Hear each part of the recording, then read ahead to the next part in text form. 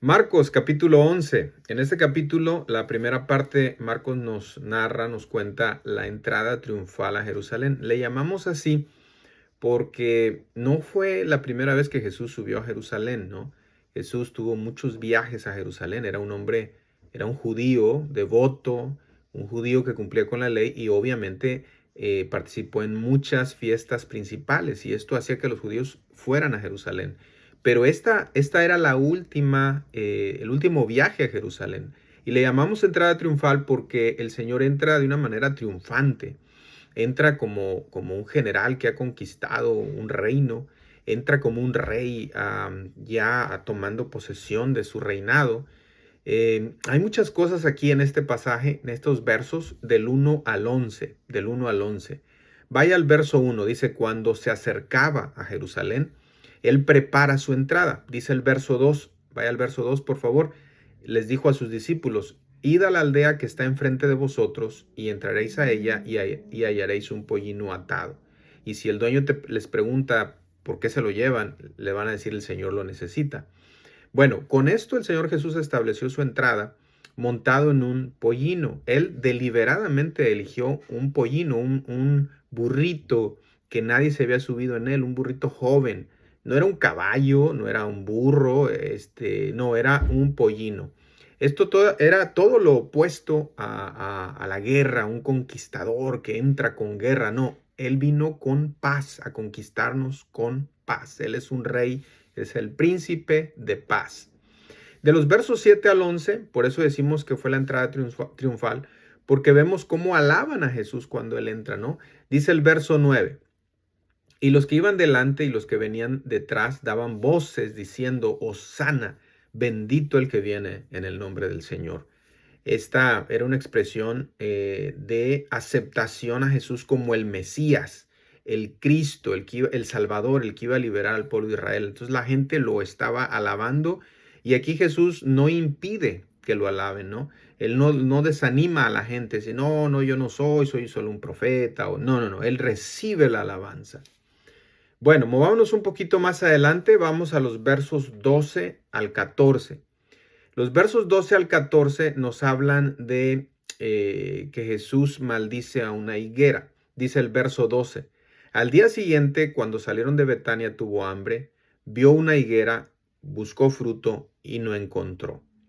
Esencialmente, él maldice esta higuera porque tenía hojas y no tenía fruto. Normalmente en ese tiempo, en esa parte, ¿verdad? Dicen los que saben de esto que las higueras normalmente no tienen hojas si no tienen fruto. Él maldice esta higuera en el verso 14, le dice, nunca jamás coma nadie fruto de ti. El árbol fue maldecido por su pretensión de tener hojas, pero falta de fruto. Esta es una enseñanza para Israel. En los días de Jesús ellos tenían apariencia, muchas hojas, pero no tenían frutos. Y también esta ilustración nos ayuda a nosotros, nos advierte a nosotros del desagrado de parte de Dios cuando tenemos apariencia de llevar fruto, cuando hay mucha hoja, pero nada de fruto. Así que el Señor la maldice. Ahora, esta historia se retoma en el verso 20. Vaya al verso 20, por favor. Dice el verso 20, y pasando por la mañana vieron que la higuera se había secado desde las raíces. Así que Pedro se asombra y dice, wow, maestro, Señor, la higuera se ha secado. Y el Señor le da una enseñanza. El verso 22 le dice, tened fe en Dios. En otras palabras, Jesús explicó que este milagro era en realidad el resultado de una oración hecha con fe. Y él animó a Pedro y a todos nosotros nos anima a que siempre pidamos a Dios confiando, teniendo fe. De hecho, los siguientes versos, verso 24 y verso 25, nos hablan de la oración. En el verso 24 dice que debemos pedir creyendo. La falta de fe es un obstáculo para que Dios conteste nuestras oraciones. Pero el verso 25 también nos muestra otro obstáculo. El otro obstáculo es la falta de perdón. Si nos rehusamos a perdonar a alguien, si estamos con amargura en nuestro corazón, también esto puede estorbar a nuestras oraciones. Bueno, regresemos un poco. Vamos al verso 15, por favor. Del verso 15 al 19, el Señor, después de entrar con esa entrada triunfal a Jerusalén, ahora lo que hace es limpiar el templo. Note bien esto, hermano, que el Señor está tomando una posición de autoridad. El Señor está tomando la autoridad de Dios, porque todo esto, hermano, como lo he venido diciendo, nos enseña que Jesucristo no es un simple predicador, un justiciero social, un humanista. Jesucristo es Dios.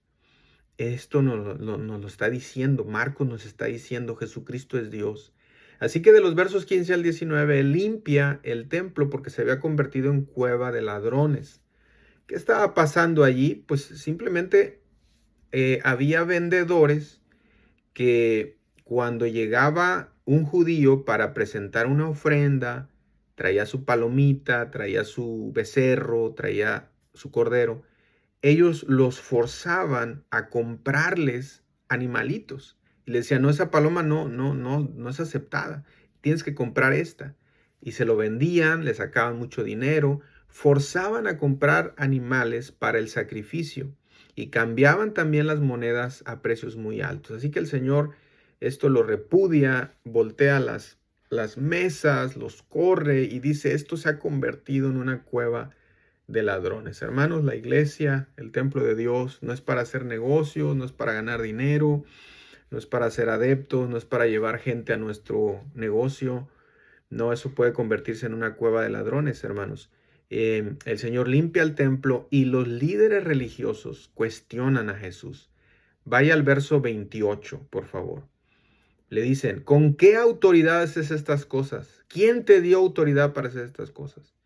Si usted lo ve, ellos entendieron muy bien que Jesús estaba actuando no como un simple predicador o como un profeta, no, estaba actuando con una autoridad de Dios, era Dios obrando. Así que el Señor les contesta con otra pregunta. Dice, os haré yo también una pregunta, el verso 29.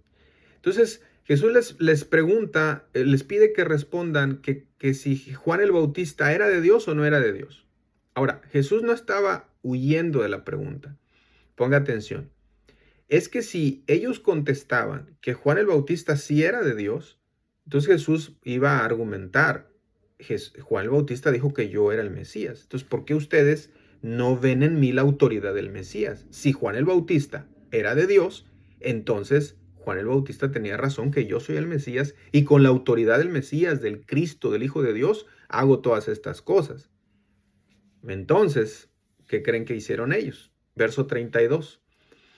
Ellos, no, si decían que sí, pues sí iban a tener que aceptar la autoridad de Jesús. Si decían que no, dice el verso 32, temían al pueblo, pues todos tenían a Juan como un verdadero profeta. Así que le respondieron a Jesús, no sabemos. Mire qué cómodo, ¿no? Hay mucha gente que tiene preguntas y es que por qué esto y por qué Dios lo otro y por qué Dios permite. Pero en realidad no están buscando la verdad. En realidad están buscando ser polémicos, están buscando salirse con la suya. Estos estaban buscando salirse con la suya. Así que no respondieron. No sabemos, dicen, ¿verdad? Estos querían ganar el debate, querían solamente agradar a la multitud, pero no querían la verdad. Hermanos, hay mucha gente así hoy en día. No les importa la verdad, no preguntan para aprender, preguntan para cuestionar, para ganar la discusión, para probar sus puntos. Pero en este caso Jesús les dijo, tampoco yo os digo con qué autoridad hago estas cosas. Jesús no está para satisfacer nuestra curiosidad. Jesús no está para ganarnos el debate o demostrar con milagros y convencernos.